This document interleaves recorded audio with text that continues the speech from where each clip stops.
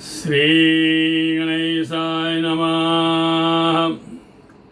नारायणं नमस्कृत्यं नरं चैव नरोत्तमः देवी सरस्वती व्यास ततो जयमुदीरये।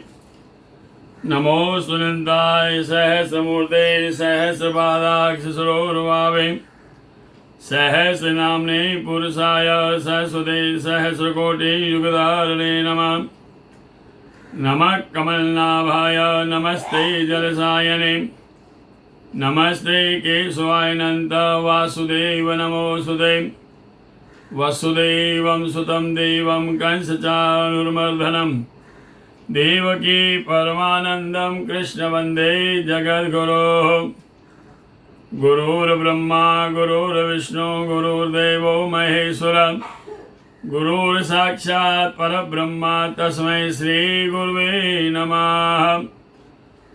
अथ श्री भाद्रपद शुक्ल पक्ष एकादशी व्रत कथा प्रारभ्यते। युधिष्ठिरो उवाच। राजा बोलते हैं कि हे कृष्ण, भादो मास के शुक्ल पक्ष में जो एकादशी होती है उसका क्या नाम है, उसकी क्या विधि है, पुण्य क्या है, सो मुझे कहिए। तो श्री भगवान वाच, भगवान कहते हैं कि हे राजन, इसका बड़ा पुण्य है और स्वर्ग और तथा मोक्ष को देने वाली है और सब पापों को हरने वाली।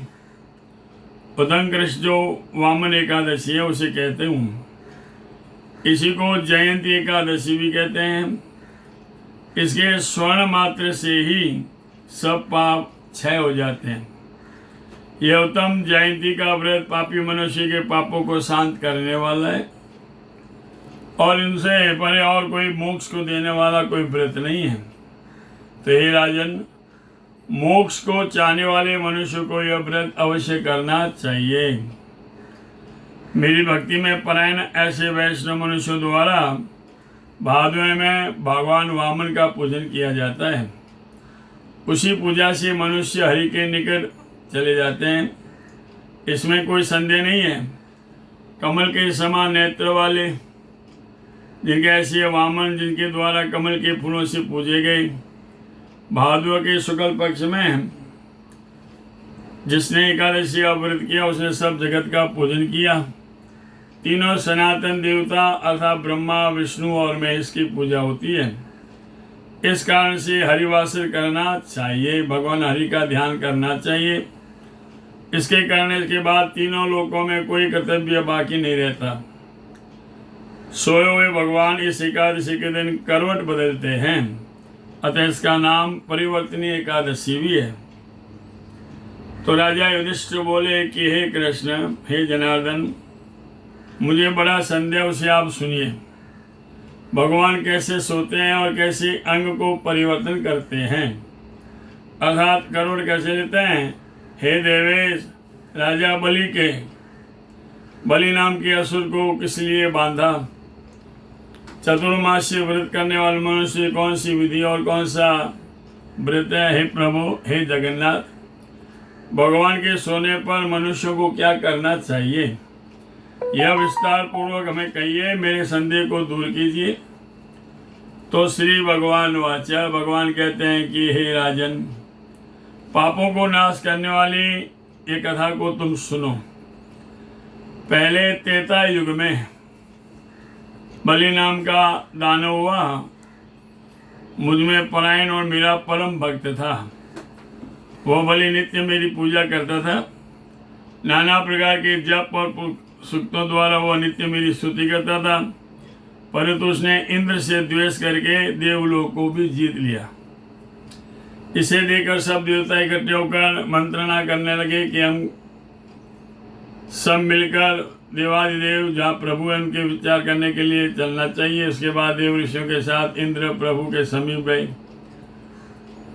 मस्तक भूमि में लगाकर इंद्र द्वारा सूक्तों से मेरी स्तुति की गई। देवताओं समेत बृहस्पति द्वारा मैं बहुत प्रकार से पूजा गया। इसके बाद वामन रूप होकर मैंने 5वां अवतार धारण किया। तब सब ब्रह्मांड में व्याप्त ऐसा उग्र रूप धारण करने वाला जो मैं बालक, उसके द्वारा वह बलि जीता गया। तो युधिष्ठिर बोले, हे देवेश, वामन रूप द्वारा वह असुर कैसे जीता गया, यह मुझे विस्तार पूर्वक कहिए। तो भगवान कहते हैं कि हे राजन, ब्रह्मचारी रूप का बालक द्वारा प्रार्थना की गई कि 3 पग ब्रह्मांड भूमि मुझे दो। हे राजन, मुझे और राजा बलि 3 पग भूमि देने पर तैयार हुआ। संकल्प मात्र से ही त्रिविक्रम की देह बहुत ही बढ़ गई। भूलोक में पांव किए, भूलोक में जंगा, स्वर्गलोक में कटी स्थापित करके, महालोक में पेट तथा सबलोक में हृदय, तपोलोक में कंठ और सत्यलोक में मुख स्थापित कर ऊपर सिर स्थापित स्वयं इंद्र, सूर्य, चंद्रमादि ग्रह, नक्षत्र गण और इंद्र समय सब देवता, शेषनाग और वेद से उत्पन्न नाना प्रकार शक्तियों से द्वारा मेरी स्तुति की गई। उसके बाद मैं बलि का हाथ पकड़कर ऐसा कहा कि एक पग से तो मैंने पृथ्वी नापी, दूसरे पग के स्वर्ग नाप लिया, तो हे निष्पाप, तीसरे पग को स्थान तो दो। ऐसा कहने पर बलि ने अपना मस्तक झुका लिया। उसके बाद मैंने उसके मस्तक पर तीसरा पैर रखा और दानों को पाताल लोक में भेज दिया। उसी बलि का अभिनय देखकर मैं प्रसन्न होकर बोला, हे हेमानंद, निरंतर मैं तेरे समीप वास करूंगा। तू भाद्वे के शुक्ल पक्ष में परिवर्तन एकादशी का व्रत कर। वहाँ पाताल में मेरी एक मूर्ति बलि का से लेके स्थित है और दूसरी उत्तम क्षीर सागर में शेषनाग की पीठ पर है। जब तक कार्तिक महीना आता है तब तक ऋषि के शयन करते हैं। उसके शयन के समय में जो पुण्य होता है, जो सब पुण्य से उत्तम होता है, तो हे राजन, इस कारण से महापुण्य, पवित्र और पाप को हरने वाली यह एकादशी करनी चाहिए।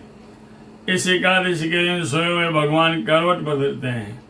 इसमें तीनों लोकों के पितामह जो देवादिदेव, उनका पूजन करना चाहिए। दही का दान करना चाहिए, चावलों के साथ चांदी का दान करना चाहिए और रात्रि में जागरण करके मनुष्य मुक्त हो जाते हैं। तो हे राजन, इस प्रकार जो सब पापों को हरने वाला, भुक्ति और मुक्ति को देने वाला शुभ एकादशी का व्रत करता है, वह देवलोक में प्राप्त होकर चंद्रमा के समान शोभित होता है। जो मनुष्य पापों करने वाली इस कथा को सुनता है, वह मनुष्य 1000 अश्वमेध यज्ञ का फल प्राप्त करता है। जय जय श्री स्कंद पुराणे भाद्रपद शुक्ल पक्ष परिवर्तन एकादशी। श्री कृष्णार्पणमस्तु। बोल कृष्ण कन्हैया लाल की जय।